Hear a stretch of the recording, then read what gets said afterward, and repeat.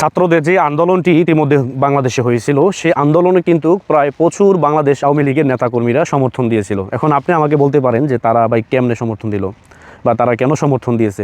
আসলে ওই সময় যখন আন্দোলনটি শুরু হয় তখন সবাই আওয়ামী লীগের অনেক নেতাকর্মীরাও আমি নিজে বলতে শুনেছি যে তারা বলতেছে যে আসলেই তো তাদের দাবিটা যৌক্তিক, কিন্তু একমাত্র শেখ হাসিনাই বুঝেছিল আসলে দাবিটা যৌক্তিক হলেও এটি আপনার কলকাঠি নাড়তেছে অন্য জায়গা থেকে। এটি কিন্তু আওয়ামী লীগের অনেক নেতাকর্মীরা বুঝতে পারেনি।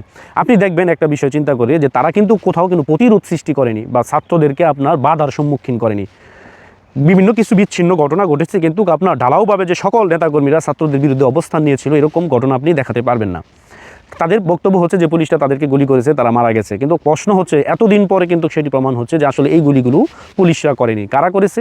এটি আপনার অন্য একটি থার্ড পার্টি তারা এই আন্দোলনে আপনার ঢুকে পড়ে তারা সেই কাজগুলো করেছে। এটি কিন্তু মানুষ এখন বুঝতে পারতেছে। কিন্তু আওয়ামী লীগের অনেক নেতাকর্মীরা কিন্তু সেই আন্দোলনে সমর্থন ছিল, তারা দিয়েছে, কিন্তু তারা বুঝতেও পারেনি যে আসলে এই দেশকে নিয়ে যে এত বড় একটি ষড়যন্ত্র হচ্ছে এটি কেউ কল্পনাও করতে পারেনি। কিন্তু শেখ হাসিনা যে শেখ হাসিনা এটা আপনাকে মানতে হবে ভাই। শেখ হাসিনা কিন্তু ঠিকই গণভবনে বসে থেকেও বুঝতে পারতেছে যে আসলে কলকাঠি কোথা থেকে নাড়া হচ্ছে। এত লাশ যে আপনার পড়েছে, এটি আপনার শেখ হাসিনা অবাক হয়ে গেছে যে আসলে পুলিশরা তো এই গুলিগুলো করে নাই, তাহলে অবশ্যই কেউ না কেউ এই আন্দোলনে ঢুকে পড়েছে। ছাত্রদের এই আন্দোলনকে কেন্দ্র করে ও যে তারা বলছিল যত লাশ পড়বে ততই দ্রুত ক্ষমতা তারা পেয়ে যাবে, সেটি বাংলাদেশে হয়েছে। এবং কি আন্দোলনের মাস্টার মাইন্ড পর্যন্ত ইতিমধ্যে ডক্টর ইউনূস পরিচয় করিয়ে দিয়েছে যে সে ছিল গোটা আন্দোলনের মাস্টার মাইন্ড। তার মানে শেখ হাসিনার কথাই সঠিক ছিল, যারা আওয়ামী লীগের নেতাকর্মী তাদের কথাই আপনার এখন ব্যাঠিক হয়ে গেছে। কারণ তারাও কিন্তু বলেছে যে ভাই কোটা দরকার, আমার ছেলে মেয়ে যদি আমি দল করি দেখে কী আমার ছেলে মেয়ে যদি লেখাপড়া করে যদি একটা চাকরি না পায় তাহলে এটা কি হইলো? তাদের দাবিটা তো যৌক্তিক। কেউ কিন্তু আপনার প্রতিবাদও করেনি, তাদের আন্দোলন তারা করেছে। অথচ দেখবেন বিরোধী দল যদি আন্দোলন করতো তারা আপনার মাঠে ঝাঁপিয়ে পড়তো, কিন্তু ছাত্রদের আন্দোলনে কিন্তু তারা আপনার এতটা ভূমিকা নেয়নি বা তাদেরকে প্রতিরোধ করার চেষ্টা করেনি যে তোমরা আন্দোলনে যেতে পারবে না, তোমরা এখানে অবস্থান নিতে পারবে না। এরকম নেতাকর্মীদেরকে দেখতেই পাইনি। তার মানে কি আবার এরকম না যে বিচ্ছিন্ন কিন্তু ঘটনায় ঘটছে অনেক জায়গায়। আওয়ামী লীগের নেতাকর্মীরা বুঝিয়েছিল যে আপনারা আন্দোলন করেন না, আপনাদের দাবি তো মানা হয়েছে।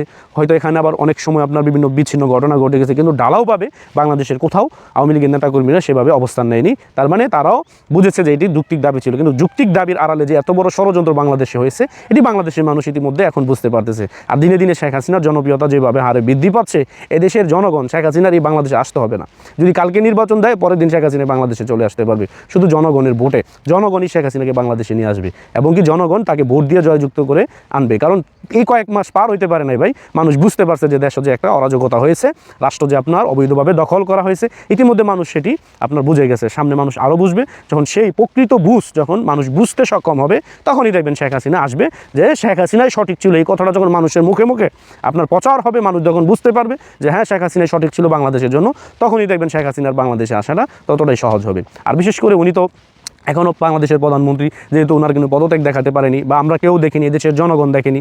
উনি আপনার সেফ এক্সিটে চলে গেছেন, তার মানে উনি তো পদত্যাগ করেও যায় নাই। ওনাকে যদি আপনার বাশার আল আসাদের মতন আপনার তুলনা দেন তাইলে তো হবে না।